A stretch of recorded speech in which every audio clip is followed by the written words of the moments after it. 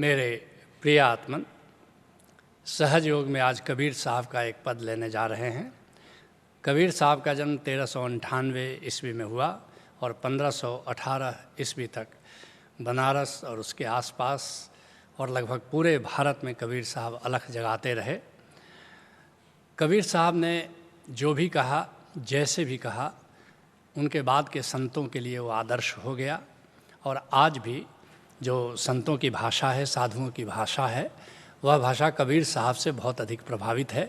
जिन प्रतीकों को उन्होंने चुना, जिन शब्दों को उन्होंने चुना, चाहे कोई संत पंजाब का हो कि राजस्थान का हो कि बिहार का हो, लगभग सभी संतों ने कबीर साहब के द्वारा प्रयुक्त जो उपमाएं हैं, जो प्रतीक हैं, जो शब्द हैं, उन्हीं को उन्होंने चुना है।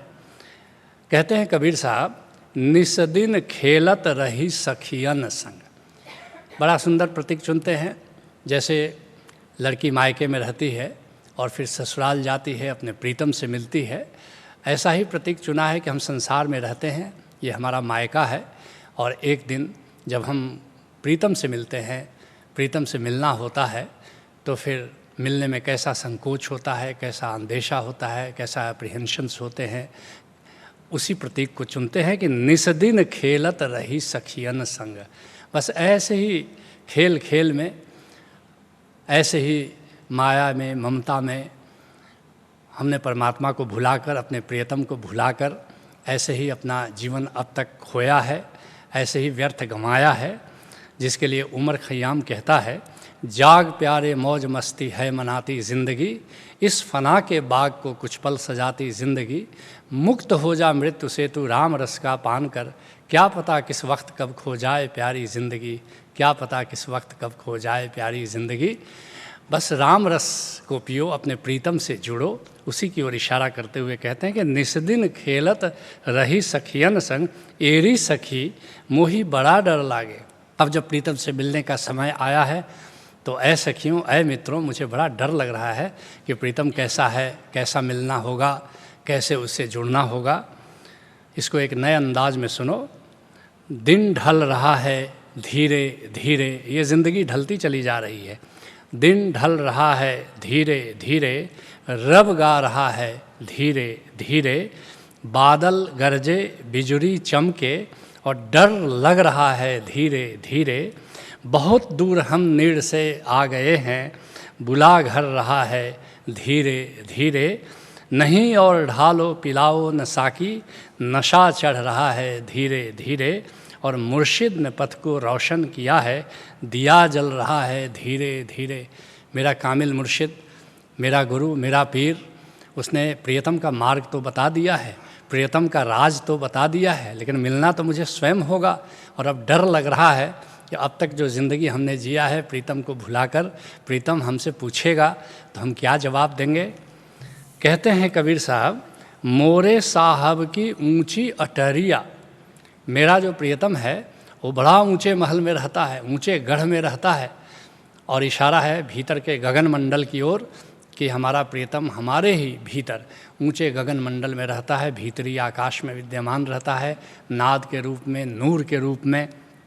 जिसके लिए मीरा कहती है, ऊंची अटरिया और लाल केवड़िया। बड़ा सुंदर प्रतीक है, क्योंकि भीतर का जो रंग है वह नूर जो है वो लाल रंग से मिलता जुलता है। लाल तो नहीं है, लेकिन मीरा के ज़माने में लाल रंग में ही सारे रंग आ जाते थे। जैसे बैंगनी रंग भी लाल ही कहा जाता था, जामुनी रंग भी लाल ही कहा जाता था। तो थोड़ा भेद तो ज़रूर है, लेकिन उसी की ओर इशारा कर रही है कि ऊंची अटरिया और लाल केवड़िया और निर्गुण सेज बिछी, और निराकार की सेज बिछी है वहाँ पर, और सुमिरन थाल हाथ में लीना और शोभा अधिक खड़ी। जैसे कोई आता है, हमारा प्यारा आता है, प्रियतम आता है, तो हम थाली में आरती सजा करके उसकी आरती करते हैं। ऐसे ही मीरा कहती है कि हम सुमिरन की आरती कर रहे हैं स्वागत में अपने प्रियतम की, जो हमारा प्रियतम लेकिन है कहाँ, कहीं बाहर नहीं है, हमारे भीतर ही गगन मंडल में वो विद्यमान है। ऊंची अटारी है और जो किवाड़ है वो लाल है, अर्थात कि वहाँ का परिवेश लाल वर्ण का होता है। उसी बात की ओर कबीर साहब कहते हैं कि मोरे साहब की ऊंची अटरिया और चढ़त में जियरा कांपे, और जैसे जैसे गगनमंडल की ऊंचाइयों में अपने ऊपर बढ़ते चले जाते हो, एक अंदेशा रहता है कि कैसे मिलन होगा। एक ऐसी प्रतीक्षा जब घनीभूत हो जाती है, तब तुमको एक अप्रीहेंशन सा होता है। किसी बहुत दिन से जब तुम नहीं मिले हो किसी से, अपने प्रियतम से, तो लगता है कि वो मिलन कैसा होगा। उसी की ओर इशारा करते हुए कहते हैं कि चढ़त में जियरा कांपे, जिसके लिए दुल्हन दास कहते हैं पिया मिलन कब होई अंदेशवा लागी रही। वह मिलन का क्षण कैसा होगा, एक अंदेशे में मैं जी रहा हूँ। कहते हैं कबीर साहब, जो सुख चाहे तो लज्जा त्यागे। शुरू में लज्जा तो होती है, शर्म तो आती है एक दुल्हन को, लेकिन कबीर साहब कहते हैं अगर सचमुच में ठीक से मिलना है अपने प्रियतम से, तो ये घूंघट हटा दे, ये लज्जा का त्याग कर दे और खुल करके अपने प्रियतम से मिलो। जो सुख चाहे तो लज्जा त्यागे, पिया से हिलमिल लागे। और अपने प्रीतम से हिलो मिलो, क्योंकि प्रीतम फिर चला जाएगा, फिर परदेश चला जाएगा। तो मिलन का क्षण है, अगर इसको तुमने ऐसे ही लज्जा और घूंघट में गंवा दिया तो मिलन कब करोगे। जिसके लिए पलटू साहब कहते हैं नाचना नाच तो खोल घूंघट कहें। अगर नाचना है तो नाचो, खुल करके नाचो, ये घूंघट काहे को सरका लिया है। मैं जाता हूँ अपने गांव जहाँ सहजानंद धाम है, वहाँ रोज़ कीर्तन संध्या होती है और गांव की सारी महिलाएं वहाँ पर आती हैं, करीब 400-500 महिलाएं, 400-500 पुरुष।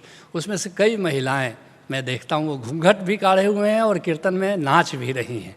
तो ऐसा ही पलटू साहब भी गांव के परिवेश से आते हैं, कहते हैं कि नाचना नाच तो घूंघट का है, खोल के नाच संसार देखे।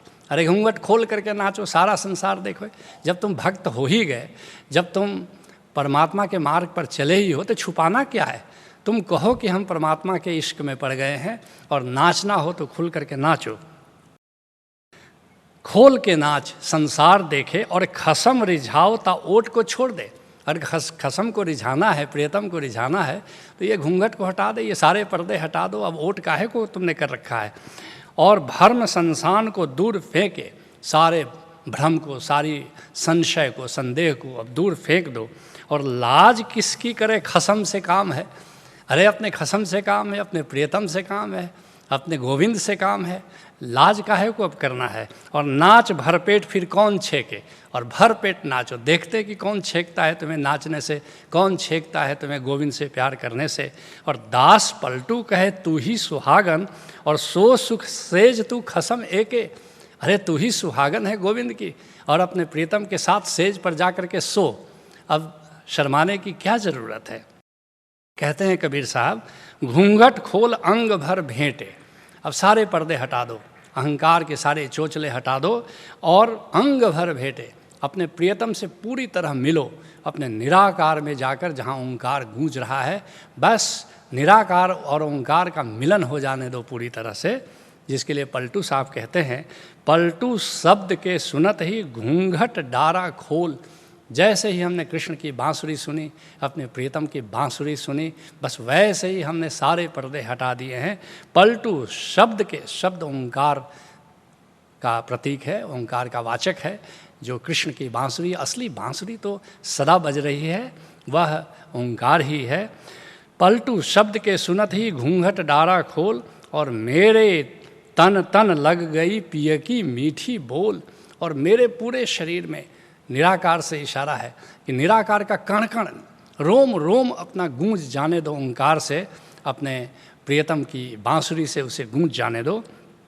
कहते हैं कबीर साहब, नयन आरती साजे। और नयनों के भीतर ही आरती को सजा लो। असंख्य दीप चल रहे हैं भीतर। जब तुम्हारा कामिल मुर्शिद रहस्य खोलेगा तो तुम देखोगे कि दीपों की कतारें सजी हैं भीतर, आरती के दीप सजे हैं भीतर। जिसके लिए भीखा साहब कहते हैं, नौबत ठाकुर द्वार बजावे। मंदिर में, भीतर के मंदिर में नौबत बज रहा है, ढोल बज रहा है, नगाड़े बज रहे हैं, शहनाइयाँ बज रही हैं, मंगल वाद्य बज रहे हैं। और पांचों सहित निरति कर गाओ। ये पांचों इंद्रियां, ये तुम्हारा मन, बस इससे गीत गाओ। और गीत तो चल ही रहा है, तुम बस शरीक हो जाओ। रास की बांसुरी तो बज ही रही है, बस उस रास में तुम शामिल हो जाओ। और सतगुरु कृपा जाहि तहि पासे, आरती करत मिलन की आसे।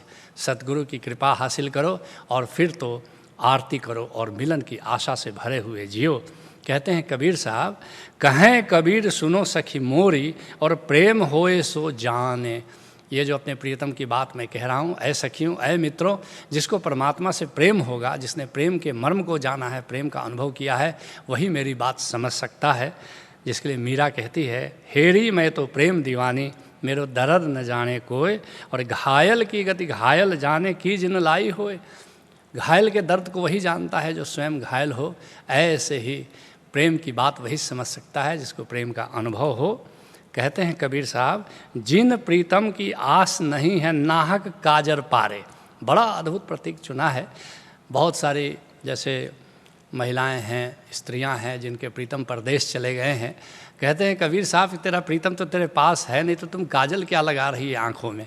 काजल तो वही लगाए जिसका प्रीतम से मिलने की उम्मीद हो, उसी का श्रृंगार जंचता है जो जिसका प्रीतम पास हो या प्रीतम के आने की आशा हो। ऐसे ही कहते हैं कि अगर तुम प्रीतम को तुमने जाना है और तुमको उम्मीद है कि प्रीतम से मिलना होगा, तब तो अपने को सजाओ, अपना श्रृंगार करो, अपनी आँखों में काजल लगाओ। बहुत सारे लोग हैं, तीर्थ जाते हैं, व्रत करते हैं, अनुष्ठान करते हैं, यज्ञ करते हैं, लेकिन उनको भरोसा नहीं है। मंदिर जाते हैं, मस्जिद जाते हैं, उनको कोई भरोसा नहीं है कि प्रीतम से उनको भेंट होगी। लेकिन जब तुम सद्गुरु तुम्हारा जब राज खोलता है, प्रीतम की बात बताता है, प्रीतम कहाँ मिलेगा, और तब जाकर के तुम प्रीतम की तरफ चलो, ध्यान में, सिमरन में, समाधि में, तो शोभा देता है।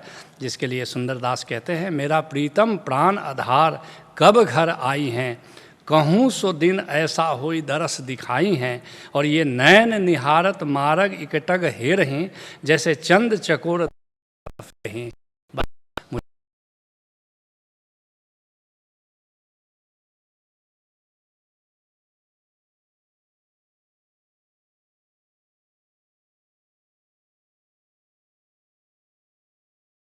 Knowledge.